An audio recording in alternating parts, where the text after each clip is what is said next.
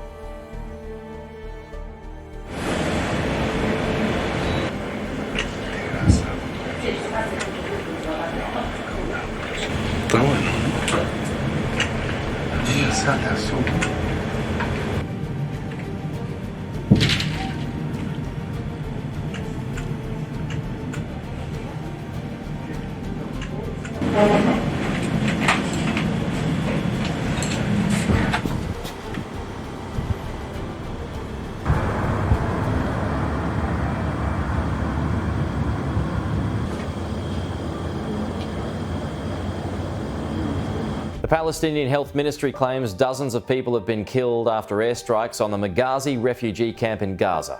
Sky News has spoken to a father who lost 4 of his children in the strikes on the refugee camp, and Sky's Mark Stone has this from Jerusalem.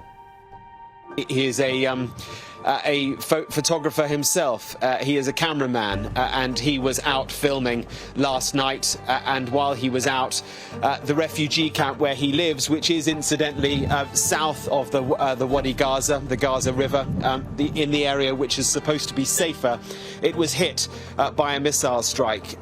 Now, his story is replicated over and over, but he lost his 4 children. He lost his 4 siblings as well, his 3 brothers and his sister, and all of their children as well. And only his wife survives. She is in hospital. He takes one of his dead children into the hospital room so that his injured wife, who is unable to leave the hospital, is able to say a final goodbye. It is a glimpse, one glimpse of one family of so many that are going through hell right now. As I said, the power is down in Gaza at the moment, so we haven't been able to get hold of our teams there right now. The power went down about a week ago. It was cut off by the Israelis. The Americans then said, you can't do that. You need to turn it back on. And they did, but it's been cut again now tonight. And to give you a sense, too, of the challenges beyond the deaths and the injuries. I was talking to a UN official, a senior UN official here in Jerusalem earlier on, and she told me that there are 160 litres of fuel left, 160,000 litres of fuel left in Gaza now. That will last perhaps a couple of days before the generators that are powering the hospitals and powering the sewage systems turn off. There are 9,000 cancer patients in Gaza at the moment. There are 1,000 dialysis patients. There are 50,000 pregnant women in Gaza. That's 5,000 who give birth every month. All of these people clearly in desperate need of hospitals that are not only running out of power but are also being targeted too.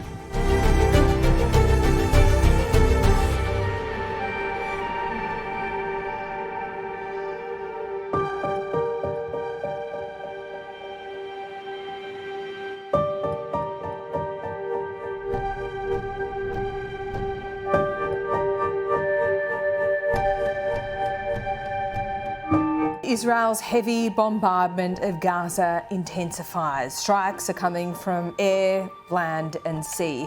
It's now been more than 30 days since Hamas attacked southern Israel. CNN's Melissa Bell is in Cairo. She spoke to an Italian humanitarian worker and his Palestinian wife who'd just crossed over into Egypt via the Rafah crossing. Spoke to them about the devastation they witnessed in Gaza. For nearly a month now, Gaza has been almost entirely cut off. Now, finally, some are getting out, bringing images like these captured on their phones, along with their stories. I don't think there are enough words in the English dictionary to actually describe what every Gazan is going through right now. The pictures of Amal and Jacopo as they got through Rafah on Wednesday speak of their relief.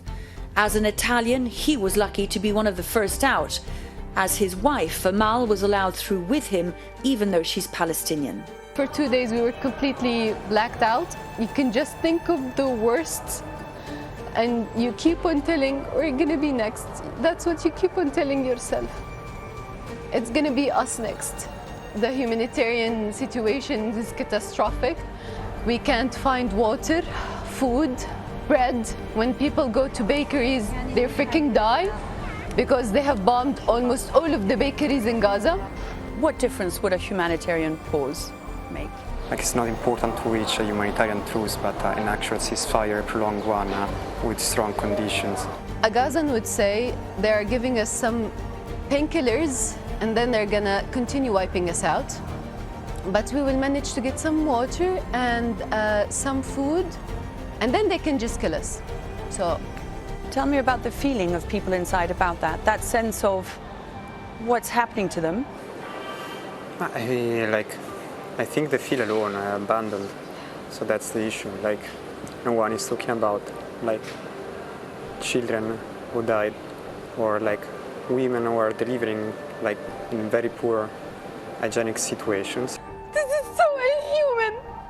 And then they come in the news and they tell you Israel has the right to defend itself. Come on, what are we talking about? Come on, they are wiping us out. We have entire families killed. I'm just wondering what the world is waiting to see so they can actually start doing inaction. But with no hope in sight, Amal and Jacopo made the hardest of choices, leaving behind an entirely besieged and bombarded Gaza. Was leaving a difficult decision?